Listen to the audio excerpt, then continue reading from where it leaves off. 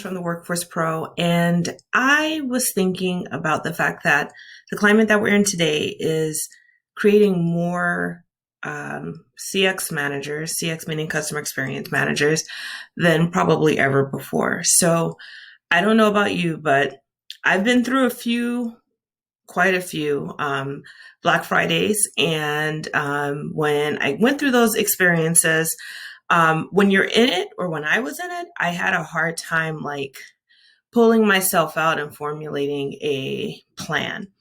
And that's something that I see happening often with us as CX leaders, is that we are often required to be in the past, present, future, people, process, and tech, that sometimes it's really hard to get out of the weeds and pull yourself back and then see the problem objectively. So I just wanted to share some ideas that I've used in the past to cut down on backlogs. Now, the craziest backlog I've ever been a part of was 9,000 tickets. And to be transparent with you, at that time, I didn't do such a great job. And I didn't do such a great job because I just don't think I was scrappy enough to think like outside of the box. And then I was also too far in it to see. So here's something that I'm going to share with you that hopefully will help you to get out of the weeds and to be able to get into a space of thinking strategically, or even fixing problems that you've never actually seen yet. And I think this will also help you to identify pain points. So if you're not sure if backlogs are a real thing or you should be concerned about it, this is going to help you out a lot. So let's first talk about what a backlog is. Essentially, it's just unresolved tickets. And when I say unresolved, I use that kind of loosely because it really is any ticket where you as the business, you owe a response to the customer. So like if we use an example like Zendesk has a ticket status of pending. And if you're using those statuses correctly, pending is actually when you're waiting to hear back from a customer. So in that case, pending would not necessarily be part of your backlog, but on hold tickets, open tickets, new tickets essentially could be part of your backlog. And if you add to that a time resolution piece, so you can say a backlog is any ticket that's unresolved in a set amount of time. So if we want to reply to customers in 24 hours, then anything not replied to or resolved, I should say, in 24 hours is essentially in backlog. All right. So I don't know what that number is for you, but keep that number in your mind. And also know that not all backlogs are avoidable. So even if you guys are in a crazy situation and your boss is like, how did you let this happen? Once I show you why these things happen, it's definitely not always one person. Sometimes it's a bunch of decisions that were made that no one just really knew the outcome of. But hopefully this information that I'll share with you will give you the insights and the incentive to be able to get those down just a little bit faster. But I'll also talk to you a little bit about how to prevent them along the way. So I think this will help as well. All right, so reducing backlogs. So the first thing you want to do is you want to separate any messages that are caused by the known issue. And you can use a tagging type of experience, or you can use a custom drop-down field. The idea is that you want to kind of group these together so that you know this issue is related to blah, blah, blah, blah. And we'll talk about blah, blah, blah, blah on slide 5. So that's the first thing you want to do. And then you want to proactively report this issue to your direct manager. But when you do that, you want to share this plan. Here's why you want to proactively tell them about this.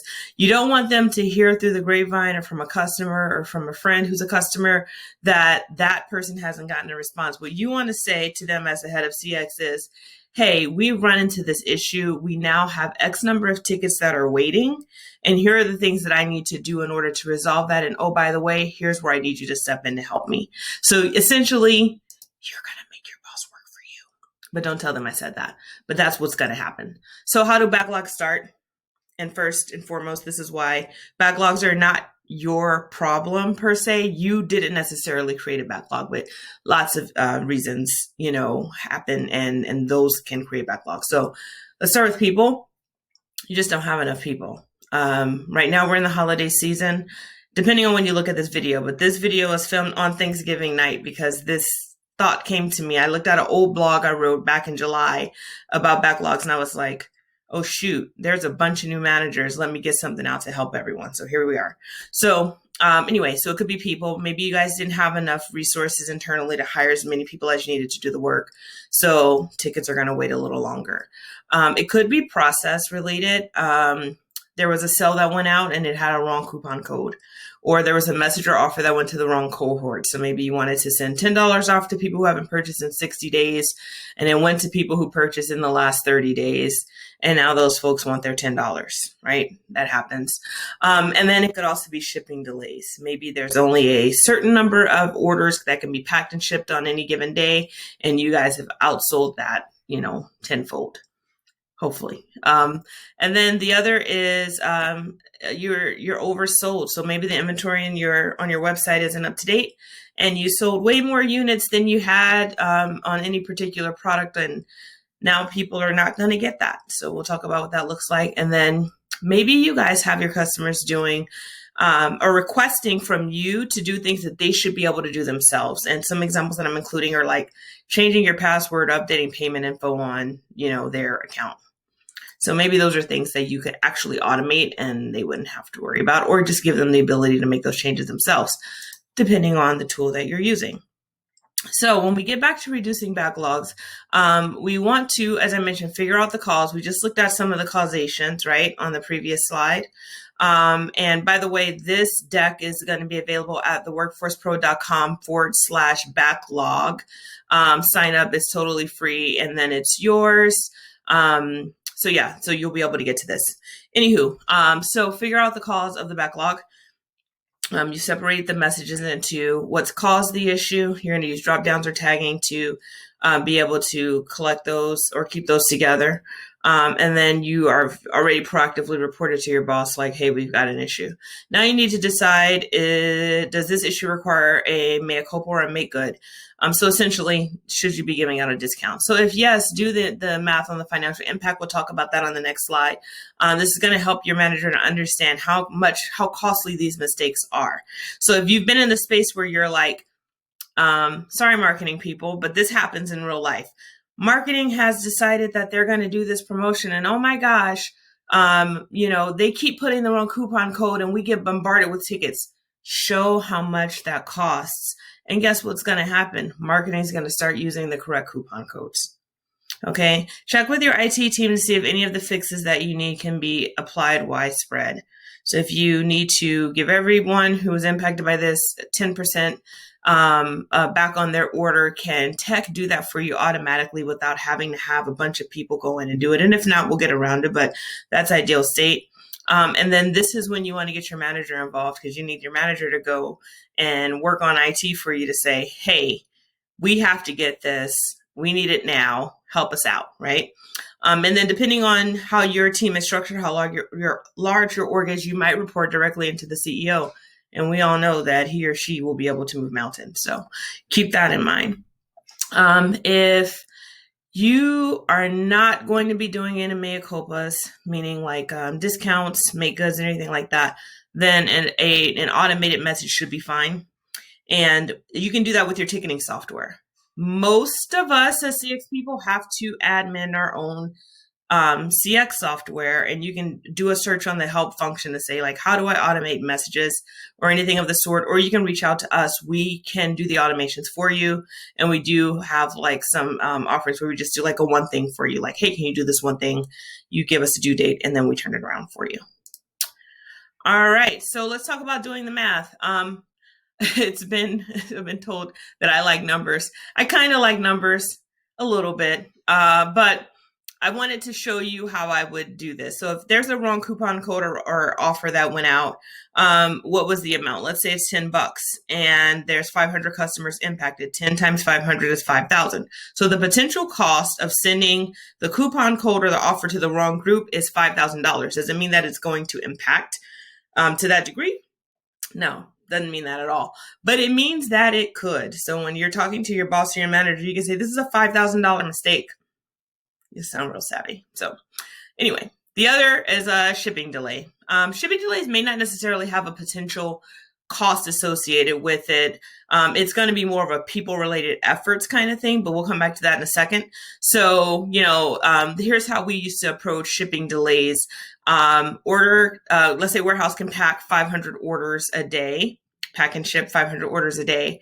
And we sold as a company 1,500. So that means that 1,000 of those orders are not going to get put out. And so if you think 500, that's a 2-day delay, right?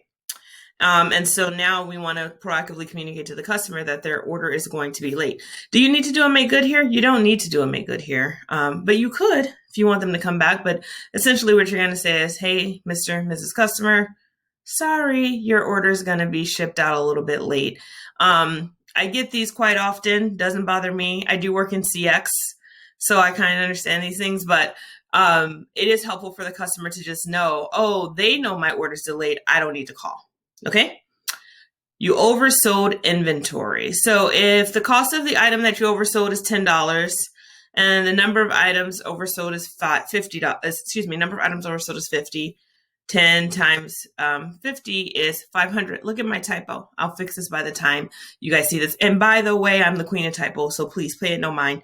It is just my human nature. So anyway, 500, let's pretend that says 500 is the issue that you're dealing with. So you can either say take $10 off your next order, price of the item, to show make good, or, take something off your next order, because essentially what you want to do is get them to come back. You can even offer them a product that is comparative, right? And you can put that in the message that goes out. Hey, I know that you wanted this widget, but we don't have that one. We sold out due to the popularity of our promotion. And so now we're offering this one, and we can take $10 off or whatever that looks like. Now we come down to the people-related efforts. So the thing to remember about people-related efforts is that they impact everything. So this is the cost of the people doing the work based on the error that was made. So for example, if you pay your reps $10 an hour and each month they work 1,000 tickets on things that either could have been self-serve, wrong coupon codes, oversold inventory, shipping delays, that's 10 grand. Right? Are you hearing me? Are you listening to the words that are coming out of my mouth? $10,000 because, someone put in the wrong coupon code.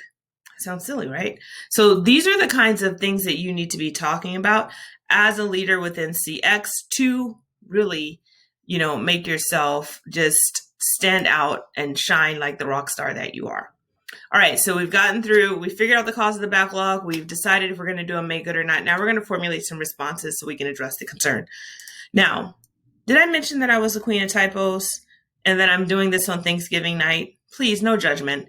But here's an example of what you could be using to reply to customers. So for this first one, this is the shipping delay message.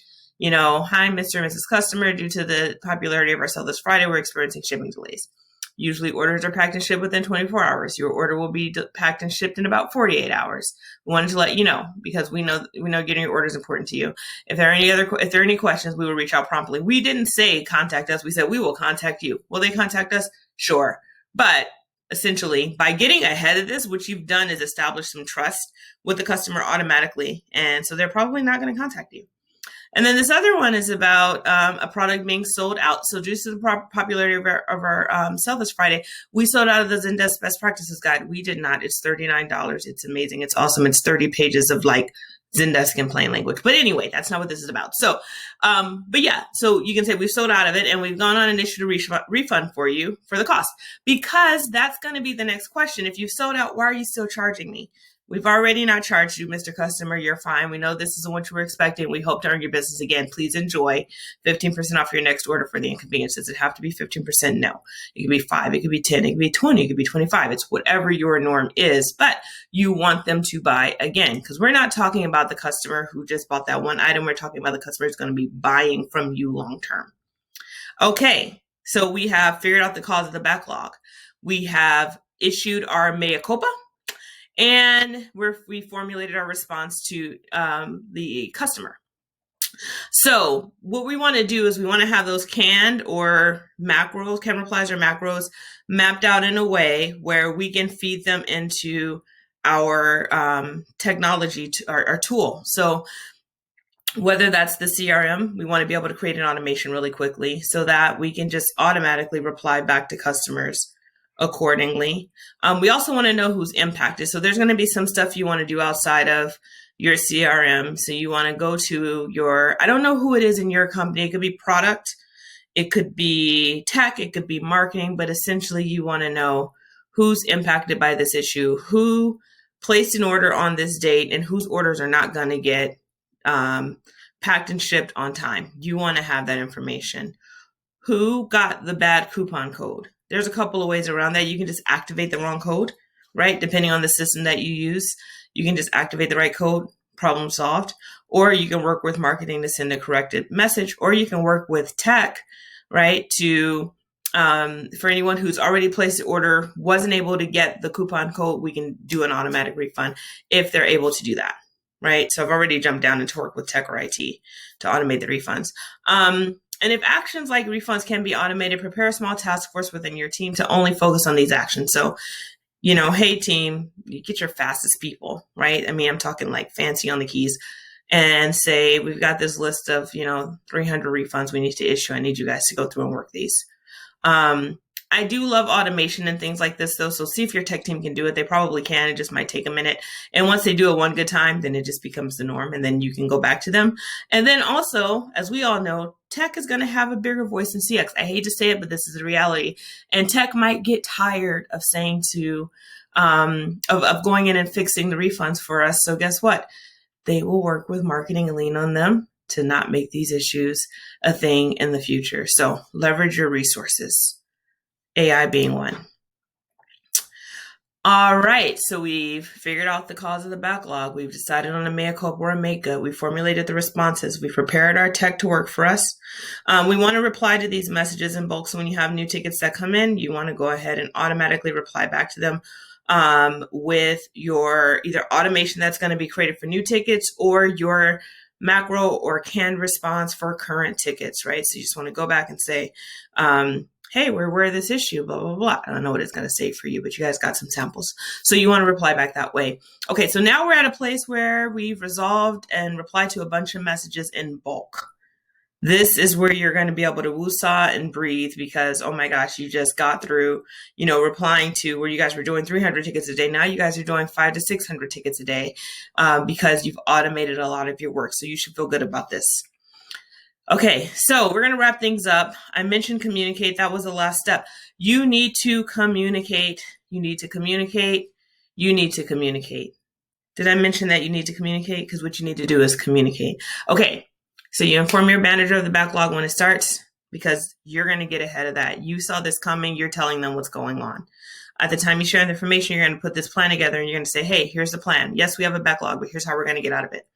You're going to introduce them to more terms than just the number of tickets that are waiting to be replied to.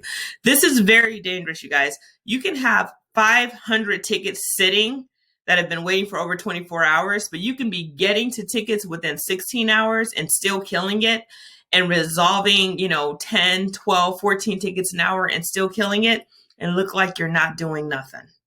And we know you're doing something. So I want you to introduce them to service level. How many tickets are we responding to in a certain time period, whatever your SLA is? Updates per hour. How many tickets are being updated per hour? Also do sales per hour. Customer feedback. What are the customers saying? Probably not much.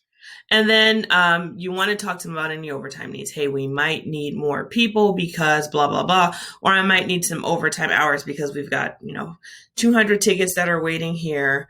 Everyone can work 10 tickets an hour. I'm going to need 20 hours of overtime. You follow that? Okay, good. All right. And I'm going to encourage you to provide 3 updates a day. 1 in the morning. Hey, here's what's going on. Here's how we're looking.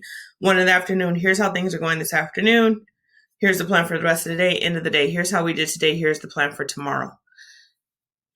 You're going to treat your boss like a customer. Just like you're proactively communicating to your customer, you're going to proactively communicate to your boss.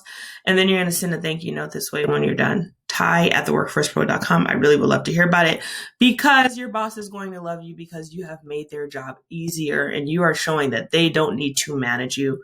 You can be led. All right. If you're not able to stop the bleeding, you can reach out for a consultation. As I mentioned, we do like a one-time fix thing. We'll be able to tell you if the fix is more people, new processes, or if it can be resolved.